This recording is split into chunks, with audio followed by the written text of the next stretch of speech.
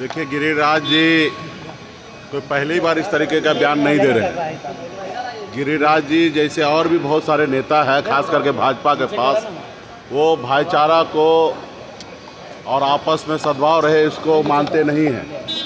हमेशा वो नफरत की राजनीति कर रहे हैं। आज की तारीख में चुनाव का समय है। चुनाव में जनता का बात रखे और अलूल जुलूल बयान देने के लिए तो 365 दिन बाकी है। वो 365 दिन स्वतंत्र है। जो जिसको गाली देना, जो जितना बोलना है, अनाप शनाप भाई को भाई से लड़ाना, हिंदू मुसलमान, मंदिर मस्जिद जो करना वो करे, लेकिन कम से कम चुनाव के समय में उसको अपना बताना चाहिए कि नवादा में 5 साल में उन्होंने क्या किया। अभी आप बेगूसराय गए, वहाँ पे 5 साल आगे आपको जनता चुनेंगे तो आप क्या कीजिएगा। तो ये रिपोर्ट देना चाहिए। आपके देश के प्रधानमंत्री जी 10 साल रहे हैं। 10 साल में उन्होंने जो जो वादा किया सीना ठोक कर, भाइयों बहनों भाइयों बहनों भाइयों बहनों, तो भाइयों बहनों को बताइए कि भाई आपने क्या किया और कहाँ आप सफल हुए। तो ये सारे बात नहीं कर रहे। आज हमारे देश का युवा रोड पे बेरोजगार होकर घूम रहा है, किसान परेशान हो रहा है, आत्महत्या कर रहा है, कि पक्का मकान नहीं है, लोग परेशान हैं।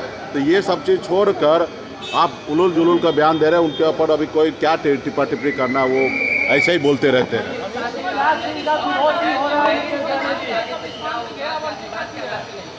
निश्चित तौर पे उन्होंने जो कहा है वही तो हम लोग लड़ाई लड़ रहे हैं कि वो आरक्षण खत्म करना चाह रहा है। वो नहीं चाहता है कि आरक्षण मिले लोगों को, गरीब पिछड़ा को, जो बहुत पीछे रह गया उसको आरक्षण मिले। वो इसलिए वो हमेशा चाह रहा कि मेरिट पे चीज़ें हो।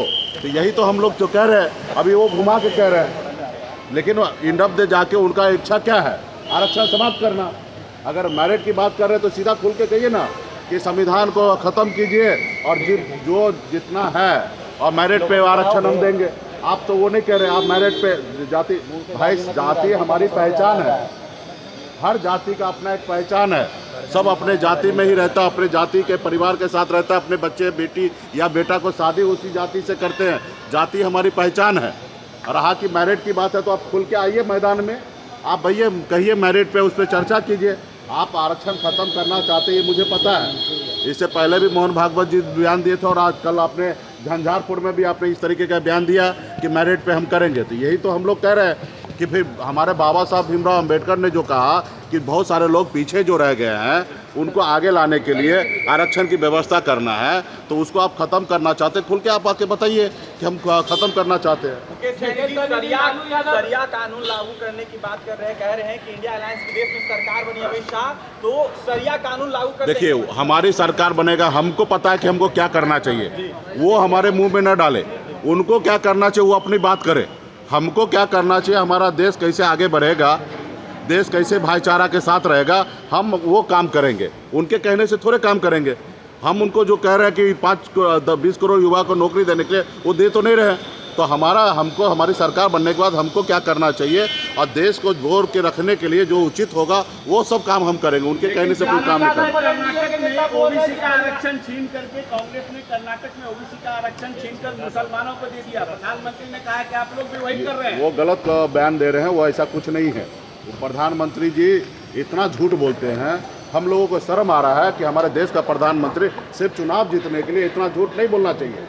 उनको पहले तो वो बताना चाहिए कि जो उन्होंने वादा किया उसके ऊपर काम करना चाहिए। राज्य सरकार जिनके पास जो अभी उनके पास देश का प्रधानमंत्री है, उनको लग रहा है गलत है तो बदल देना चाहिए। कल उन्होंने झंझारपुर में कहा मंडल कमीशन को रोक के रखने वाला। भैया 10 साल से आप ताली बजा रहे थे क्या? 10 साल से आप सरकार में थे, क्यों नहीं मंडल कमीशन को आपने लागू कर दिया? टाका कल का रिपोर्ट क्यों नहीं लागू कर दिया? आप 10 साल से क्या आप ताली बजा रहे थे क्या? तो ये सारी चीज़ें झूठ बोल रहे हैं। ये लोग गलत तरीके से बयानबाजी कर रहे हैं और बेवजह से जो उनको कहना चाहिए वो नहीं कर रहे हैं।